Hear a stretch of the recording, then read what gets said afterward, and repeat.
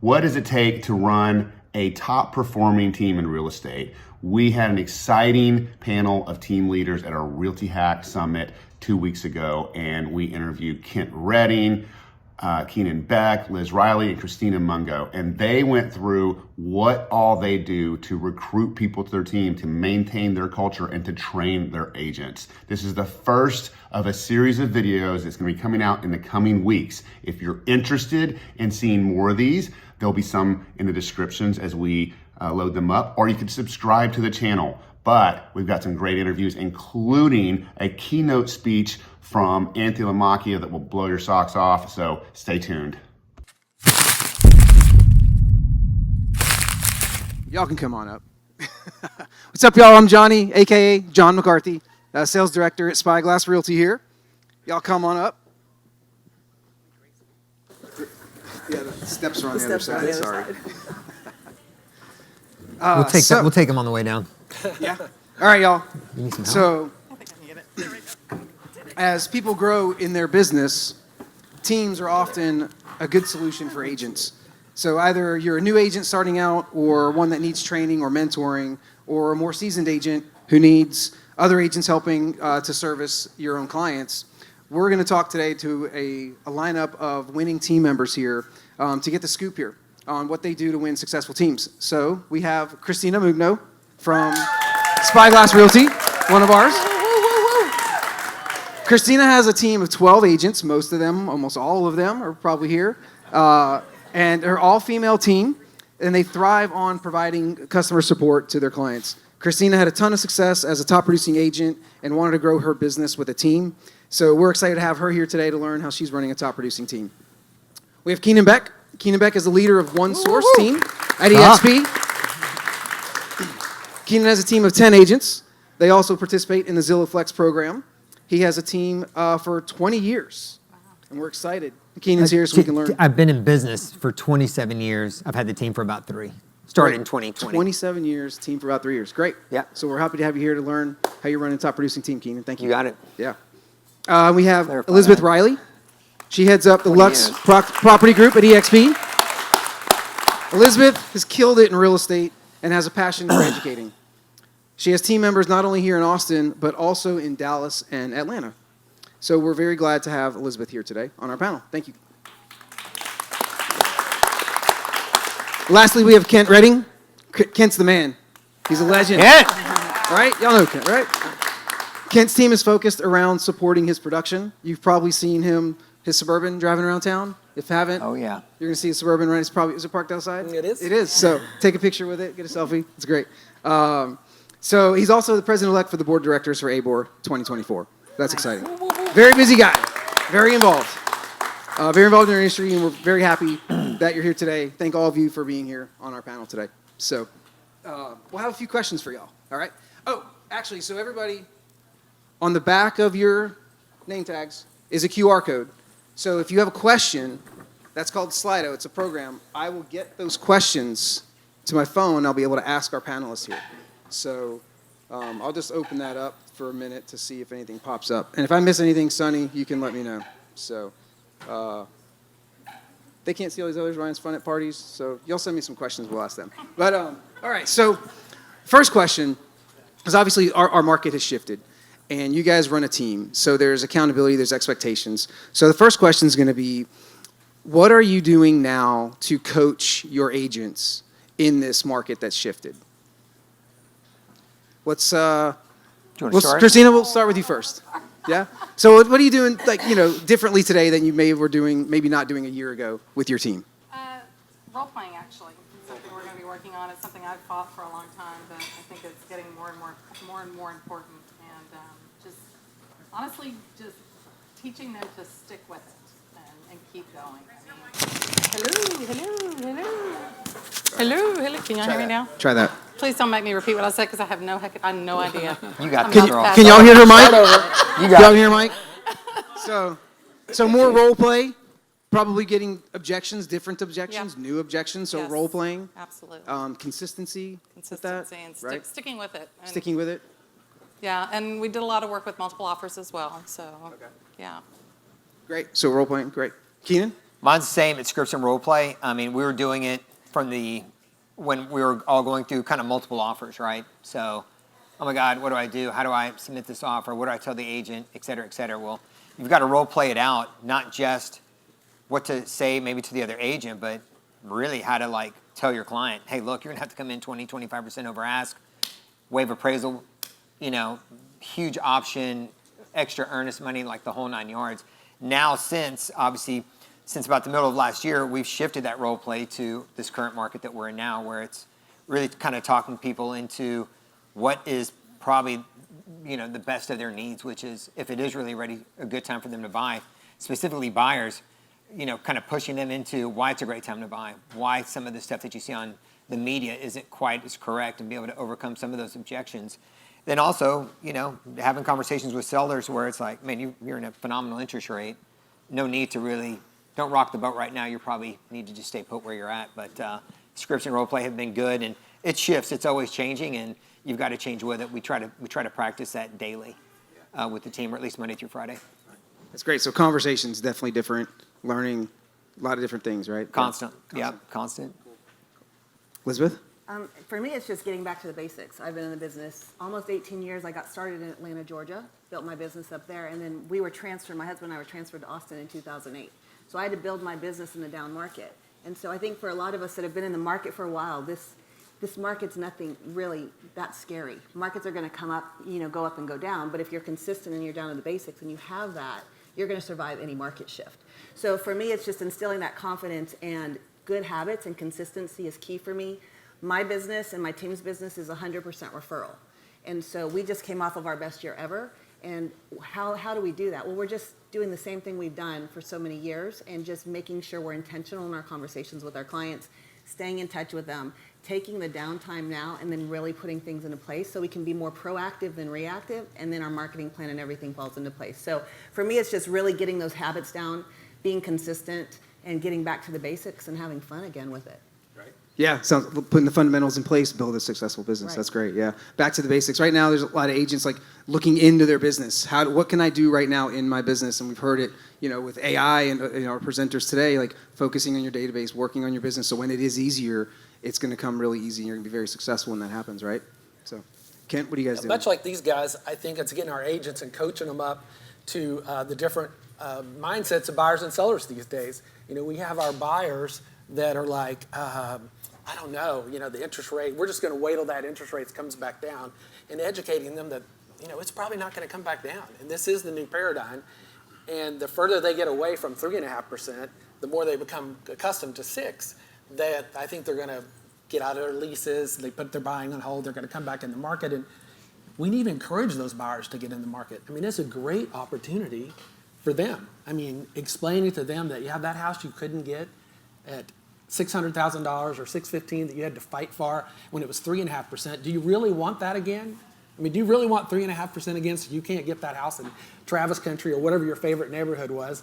How about that house at $615,000 is now $495,000? I mean, you're going to go in, save $100,000 on your buy, which is where all the money's made in real estate anyway, right? Yep. You make it on the buy.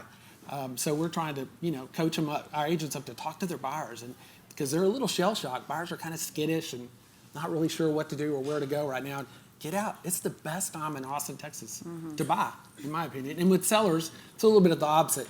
Sellers are looking at, oh gosh, I could have made X, last spring or in 2021.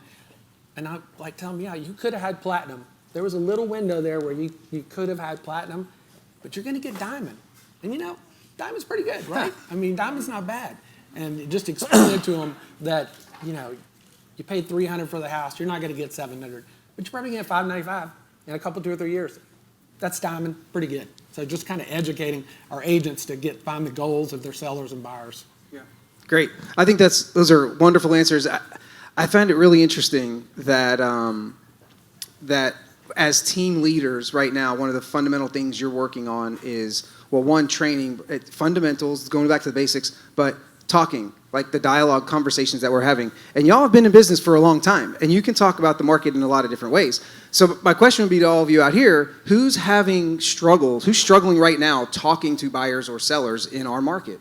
right now, because it's an entirely different conversation today than it was 6 months ago, and then a year ago, and 3 years ago. And if you just started in the business within the last 2 years, you have no idea what's coming at you. And you're going to struggle with talking to people. And that's what these team leaders are doing right now, is they're just teaching their agents how to have a conversation that's relevant and recognize when those chords are relevant of that conversation. So role playing. So a spin-off question then for that is, so have you increased your level of like role playing or database like trainings, or are y'all doing the same level of trainings for role play, or are you guys ramping up your trainings and what you guys are doing? We're personally still doing the same. We're doing a lot before, and we're just staying consistent with it. Obviously, the dialogues change, but we're just trying to be consistent and not miss a day. So, like I said, it's Monday through Friday. Yeah. How about you, Christina? Same.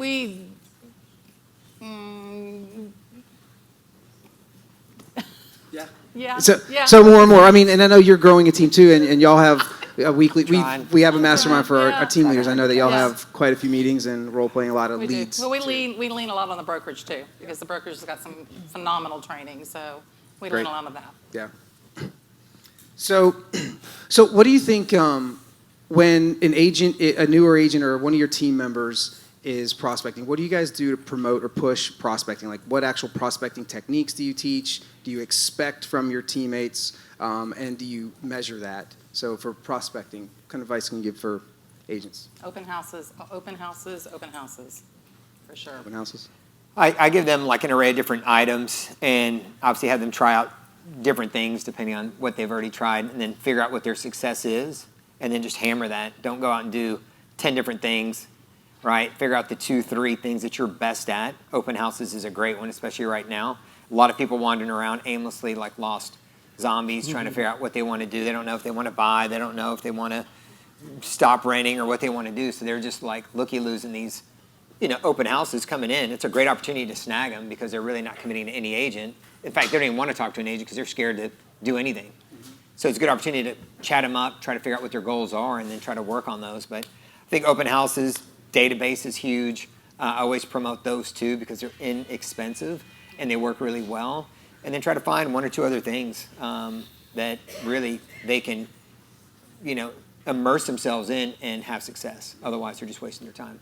That's probably one level more to go in, is what can they do that's free, efficient, doesn't cost a lot of money, maybe just their time and a little go-get-em attitude, some great to do, right? So open houses, there's a process, doesn't cost a lot of money. Prospecting in the database, plugging in. Elizabeth, how about you? I tell mine, don't spend money till you're making money, right? Because we can chase a shiny object, and on our marketing, I'm really strategic, and I tell them it's going to go in the trash can, right? So you just want to make an impact on the way to the trash can. So don't spend all this money and time and effort when it's not for the right reasons and you don't have a lot of money. But for me, I really want them to figure out what's authentic to who they are. I've never in my life done an open house, right? So, I mean, if you told me to go do an open house, I'd probably just freeze up and not know what to do, even though I know people that are really good at it. One of my agents, she just did 18 closings in 4 months because she does open houses, but she does 4 to 6 a weekend. That's her passion, right? And that's crazy awesome, but I want them to all find what their passion is and then dive in and plug into that and lean in. And what I do is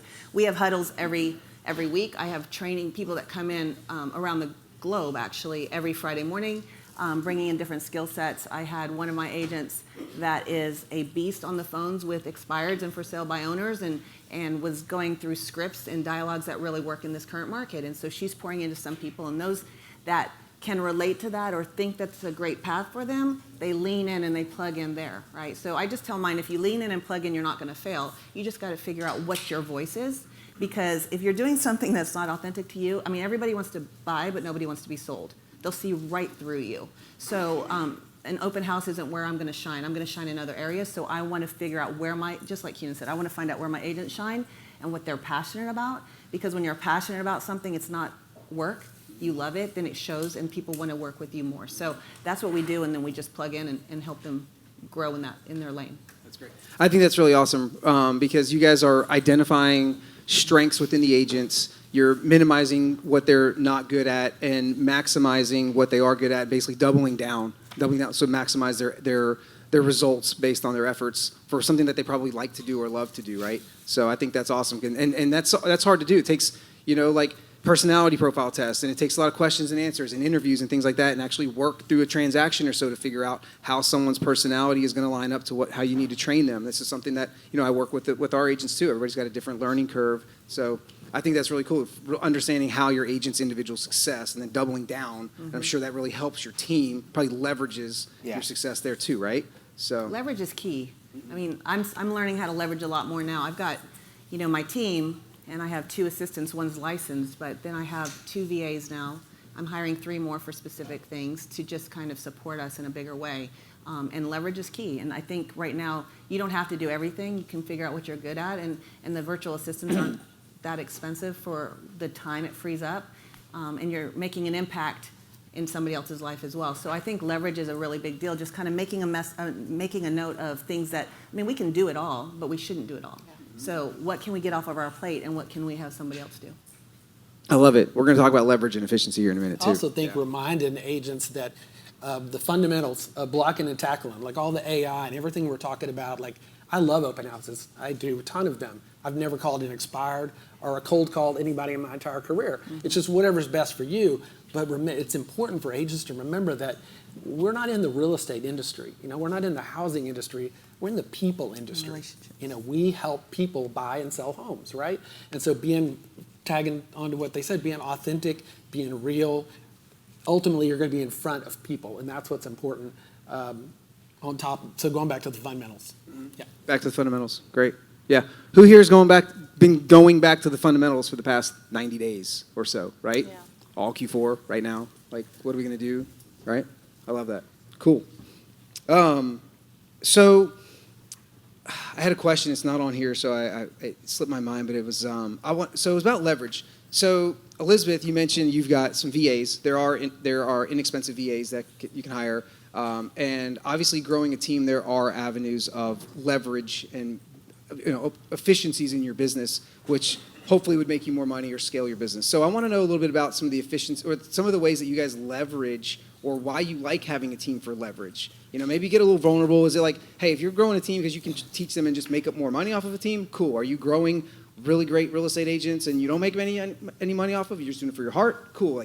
But what is it about a team that you guys love and you're leveraging so that you're running a team effectively?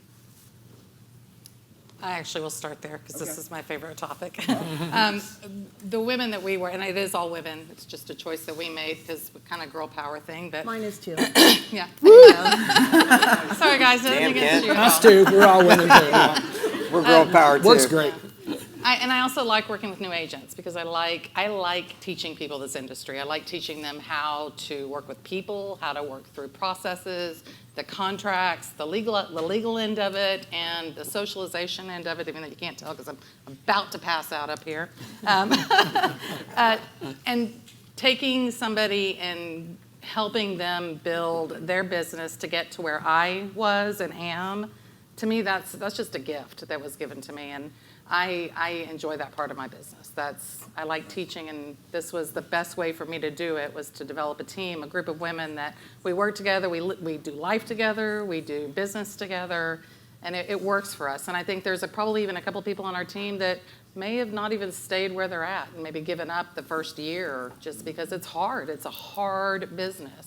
Being a business owner in itself is difficult, but when you got a team of people that are helping you, it helps. I said for a long time, islands are for vacations because everyone I talk to that I've seen from different brokerages that have left and gone to different brokerages, I kept hearing the same thing. It's a great brokerage, but I feel by myself. I feel alone. And that was what prompted me to get a group of women together for us to do this together.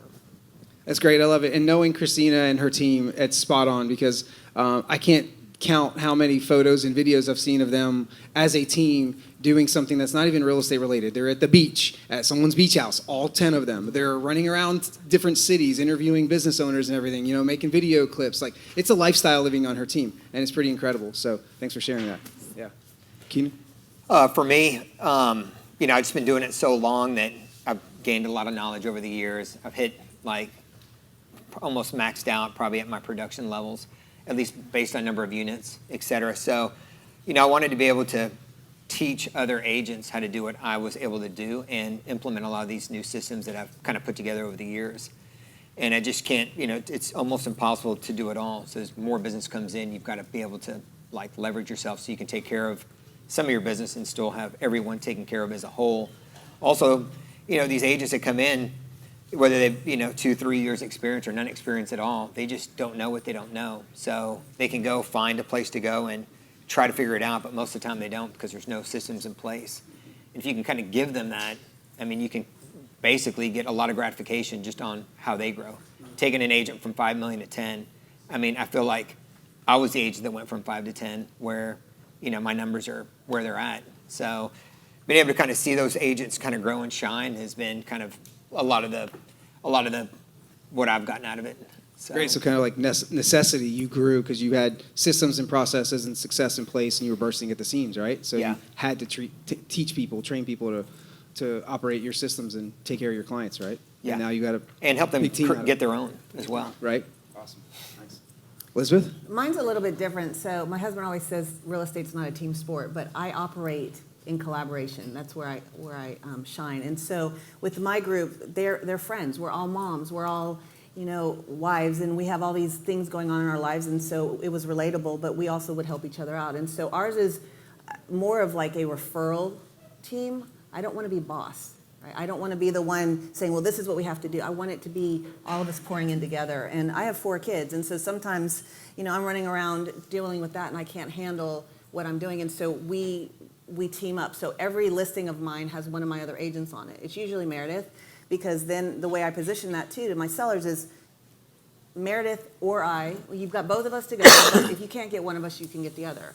And so that frees me up in the back end. So if I'm not available at 3 o'clock because I'm getting my kids, my clients don't need to know it's because I'm getting my kids. It's because they know Meredith's going to take care of it. And so you kind of have 2 for 1. And Leanne's the same way on all my buyers. The other thing is I'm getting to do the things I want to be doing that I'm passionate about instead of the things I don't want to be doing. I have not been in a car with a buyer in 3 years.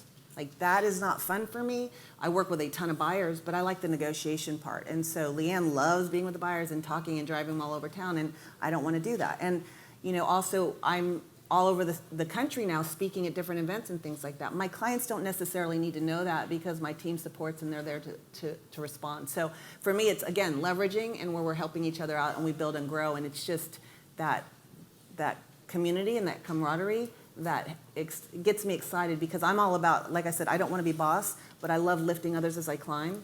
And being at the top of a mountain is pretty lonely by yourself. So you want to bring the others with you.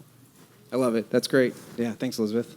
Nice. Ours is, we run a little differently in that we're more like a family and a co-op than a team. We went through the team thing and probably had 15 or 20 agents at one time. And 10 of them don't produce, and the other 5 are knuckleheads, and it just became frustrating, right? And then they would spend 2 years learning all the tricks of the trade, and then they would go to another brokerage, which now I'm at peace with. But there was a period of time where I was like, really? I mean, really? But now I've learned that, like, my mission statement is that I carry in my pocket is invest, serve, and nurture others. So if you get the mindset of, good, they come here, they learn, and they go be an awesome, successful agent somewhere else, I kind of got peace with that over the last 10 years, and it's kind of shifted where we're not recruiting and we're not trying to run up our agent count. I think we have 6 or 7 agents on our team now, but we run it like a co-op. We take care of each other, we love each other, we watch each other's kids, we are a family, and we're really cautious now. We don't just go find any agent that comes along. We're very cautious to bring someone on the team into the family, right? And our numbers are twice as much with 5 or 6 agents than they were with 15. So it took me some time, to learn that, and we're really comfortable with that. We like our little co-op and our little family. Hey, Johnny, I'm going to interrupt real quick. Cool.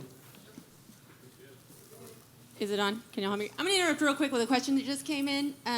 Kent, where do you get your sunglasses? Thanks, Ryan.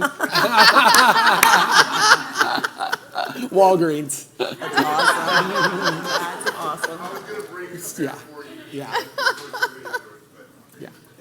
Ryan and I have this thing about sunglasses. I wear my sunglasses. We go to Vegas or wherever late at night. He's like, what do you do? Get those stupid sunglasses on in the middle. He'll reach up and he'll take them and he'll crunch them down on the ground. So once I went through 2 or 3 of good sunglasses, $14.99 at Walmart, I've learned. So you came prepared? Do you think those are going to get smashed by Ryan tonight? Not today. Not today. Only at night. Too many cameras. They're shopping online for replacement sunglasses right now. Thanks. Nice. So reminder, if you have any questions for our panelists, you can go on your phone, type those into that app. We'll get those. We'll ask them. You have a question? Did you type it into your app? You're not on my team, so I respond like that. When you don't follow instructions, I reply back. What's up? No, what's your question? Okay, I came up from San Antonio, so I'm so excited to be here. Welcome. I didn't feel it was appropriate earlier since the panel was dealing with luxury clients, but now that it looks a little bit more diverse up there, I'm representing the James Warren Group in San Antonio. We do credit repair, and I'm new to the industry, but I feel like there is a really bad stigma with those type of clientele, and I've been in it for a few weeks and speaking with those clients. I really feel like that stigma is horrible. So sometimes listening to their personal stories, I got a bit crying at night. I'm like, oh my God, I'm literally their last resort, whatever, to get them to where they need to be. So my question is, do you have a trusted partner that you work with in Austin that can help you with those type of clients that come on board? I don't know, people are divorced, their credit is shot, or... So question basically, is like partner company you guys work with for credit repair, financing, things like that. You know what? I want to keep the questions specific to team related. That's going to be business development stuff. So like, we'll log that. We can definitely ask them, and that's definitely a good team building question, or agent development or business development. But let's talk about teams because I want to find out from you guys. Let me do a time check in actually. Oh, we are. You got about 5 minutes. Okay, cool. So so running a team? There's ways that you can be efficient. There's gonna be easy ways you can leverage some things. But what are some of the what's like one of your biggest challenges running a team? And maybe answer it in a way that if there's anyone here that is on a team or wants to be on a team, if they need to level up their expectation of what it takes to be on a team with a team leader that has expectations, what's one of the more challenging things for y'all as team leaders to handle in your business? And maybe even it pertains at the agent level, whether it's coaching, accountability, training, whatever it is, attendance, whatever it might be. What is a big pain point for y'all as team leaders? For me, it's just, I can't want something more than they want it for themselves. And I had to recognize that because I'm a people pleaser. I want everybody to win. And, you know, it goes back to what Kent said, too. It's like, not everybody needs to be on your team. They're not a fit. And I would say, oh, sure, I'm going to help you. And then when they don't plug in, they don't do what you think, it's like, okay, I've just expended my kids, right? It's the same thing. So for me, I just realized I can't want it more for them. I give them all the opportunities. I have the coaching that's all set up. It's all on their calendars. If they show up, they show up. If they don't, then it just limits the access they have to me. And I mean, I still work with them and I help them. And my direct team here is a little bit different than my teams in Atlanta and Dallas. But I just recognize it's setting those expectations. You have to set the expectations and you have to communicate well. And I'm learning to say no to more things instead of, yes, I can jump in and do that. And I'm using leverage. So there's a lot of personal development I'm doing on my own as being a team leader, not trying to be everything for everybody, but I recognize that they have to want it and they have to work for it and they have to plug in and show up or they're not going to succeed. That's great. So would you say recognizing those type of people up front would be really hard and challenging? I'm better at it now, but yeah, I mean, it takes time and you have to fail. I've failed so many times. I fail every single day, but I learn from that instead of me just going, oh, well, that didn't work. Okay, what did I really learn from that situation? How can I communicate differently?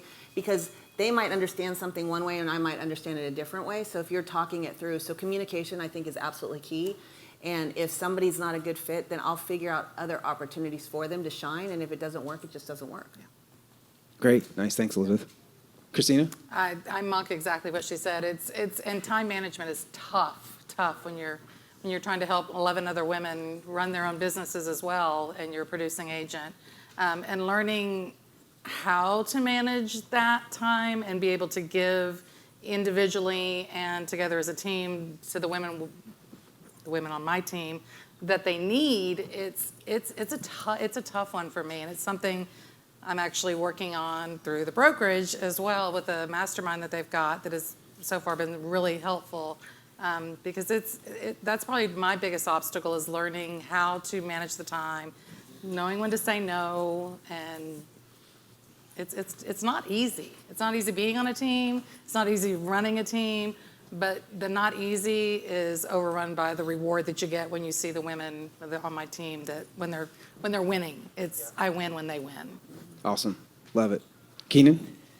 So, I mean, I guess some of the challenges are some of the challenges. Kicks them to the curb. Here's the deal, right? Some of the challenges are, I feel like, if you ever try to create a team or try to get agents together, it's like herding cats, right? Everybody's going their own directions. Everybody's 1099, so you really can't, force them to do anything. You can only kind of lay it all out for them. So for me, it's just really like, try to take chances on some, but try to really like filter out the best I can, but you just never know. Sometimes I'll get an agent where I'm just like, well, we'll see how this goes. Like 50-50 shot, and then they end up excelling. And there's some where I'm just like, man, this person's going to just knock it out of the park, and they don't even show up to anything. And they don't produce, they don't do anything. So for me, I've got like a 90-day training program. A lot of it's online, but there's a lot of stuff that they have to do that we check, et cetera. And, there's obviously Q&A sections through there that they have to fulfill. So if they're really not going through that in the first 90 days, then I know that they're not going to really like pan out in the long run. So I try to filter it out using that. If I know they're really following all these things, I know they're going to work out. I've got a minimum expectation, which is 3 transactions by the end of the 90 days. If they don't hit that, they're not going to get momentum. They're probably not going to work out as an agent, and they just don't need to be on the team. So it's a struggle of recruiting, finding the right everything, and seeing if they pan out. That's the biggest struggle. Got it. So it's the people and bringing in the right people that can implement Yeah. the process, the systems you have in place, be successful. You laid out. I love it. I think the biggest challenge for me is my expectations of how to run your business and don't always line up with what the agents do. And so but I don't put that on them. I try to adjust to them and be more empathetic. I've learned that in the last 5 to 10 years. Just be more empathetic and find out where they're coming from and what's important in their life. And then me, being the leader, adjusting to that and how I can help with what's going on with them. That's been my biggest challenge, is because my bar's here and not everybody's bar is the same as mine. Success looks Yeah. different for different people, Yeah, and that's there the you other go. thing. What I was doing wasn't necessarily what somebody else wants to do, right? And it's managing that, because you want everything for them, but that might not be what they want. And so it's the expectation piece and communication. But Great. Thank y'all. Can I ask them one more question as we wrap up here? Well, I was going to pull one of our questions. Oh, from great. here. Go ahead. Do you implement any sort of assessments before asking someone to join your team? I do not. I am a field person, so I meet with somebody and I can tell you immediately whether or not they're going to mesh with the other team members, and I move forward that way. That's my answer. They got to go through a process with my director of operations before they meet with me, and it's simply disc test is what we start with. Yeah. We definitely do. Disc profile. Yep. I want to go to dinner with them. I want to meet their spouse. I want to meet their family. We take the team with them. It's a team. If someone comes to our team, the whole team's got to be on board. They've got to know this person and know them. And I want to go to dinner with their spouse. I mean, you might get a great agent, but if they're married to crazy, you're going to get crazy on the team, right? And I want to know that up front. If there's crazy out there, we don't want it. Take them to happy It's hour. part of our family. So happy hour. So and Gotta get also the crazy it's a out. long process to get on our team. I tell them up front, this might take 6, 8, 10 weeks to actually get on the team. Well, that lets a lot of people out, because they're like, well, I can go to XYZ brokerage tomorrow. I'm just going to do that. Take off. That wasn't our match, right? That didn't fit us. So ours is a long, personal process. This is one of the reasons I really love a panel and having different people to learn different perspectives. Because if you've ever been to an event and you learn from a panel, like there's something you're going to take from each one of these. Not everybody in here is going to fit Kent's family model, but some of you might, right? Not all of you are going to fit Kinan's 90 days, but some of you might crush it. And that's a litmus test on if you're going to make it in their model, right? If you're a male, you're not going to join Christina's team, at least today. Come on, man. I don't know. But, It will take the right man. But with that, so what can an agent do? So if an agent wants to join a team, and there's such a large variety of what kind of team models, what can an agent do for the next best step if they want to join a team? I mean, I'll take this one or start. Or what advice would you give? Yeah. A lot of agents are their first question, the first thing they look at is like, what's the split? Yeah. What's the split? Everybody wants this big split. And what they don't get is like the term broker probably came from us going broke, trying to satisfy these agents, right? They want like a 90-10 split, yet they want like thousands of dollars worth of value and services provided to them every month, which they might not even take advantage of. So, my advice to them is look at what the team's offering and then base that on the split, because you've got to pay for it somewhere. The brokerage or the team is actually making a bet on you, right? A monthly bet. I'm betting 30 grand a month that you 10 agents are going to succeed or at least produce something that's going to give me a return on my investment.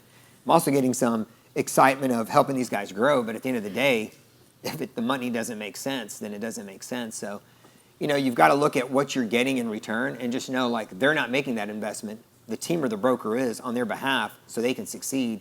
And with that investment, the bigger the investment, for example, of maybe what I make or other teams make, we're putting a lot of money on them that we want to see them grow and we want to see them do well in the business. So looking at the offering as well as what the splits are and basically kind of measuring that out, and then also just the name of the team, like what's their name like in the industry? Yeah. Are they a team where if you're in multiple offers, somebody's going to go, oh, I don't want to work with those guys. Yeah. Mm-hmm. Or is it going to be somebody where it's like, oh yeah, man, these guys are going to shine. Like I already know their team lead and every agent I've worked with there, they've got it going on. This is who I want to work with in a multiple offer situation, whatever the situation is. It makes it easier. Great advice. I love that. Yeah. And a lot of times that's not going to fix their problem going to another team. Mm-hmm. I mean, I found I love to have coffee with agents. You can call me anytime. But 19 out of 20 of those coffees do not result in someone coming on my team. I like to hear what they're doing and what their struggles are and let them know, hey, have you tried this? Do you have a business plan on paper, on purpose? Probably where they are is the right place. I mean, most of the time, they're fine right where they are. They just need to change the way they're doing themselves and the way they're doing their business. So I like just that initial conversation, building them up and scurrying them on out to do better at the team they're at. Great. So you may encourage them to look at what they're doing first before they're thinking about making a move. Grass isn't always greener. True. That's really great feedback. Great advice. I just accidentally fell into my team, so I don't expand my team. Like I didn't ever want a team, but I had a group of really, really close friends that didn't want to be solo agents, and so that's how that happened. So I don't expand my team. I don't add to my team. It launched into Atlanta because that's where I was licensed, and that's where my relationships were, and they liked my branding, and they wanted to have proximity to me again. And then same thing in Dallas. So you have to have been a friend of mine for probably 20 years to be on my team, I guess. All right. Man, I'm getting close. You're getting close, yeah. I don't know. I'll put you through an interview, though. Thank you. Thanks, Lizzie. That. All right.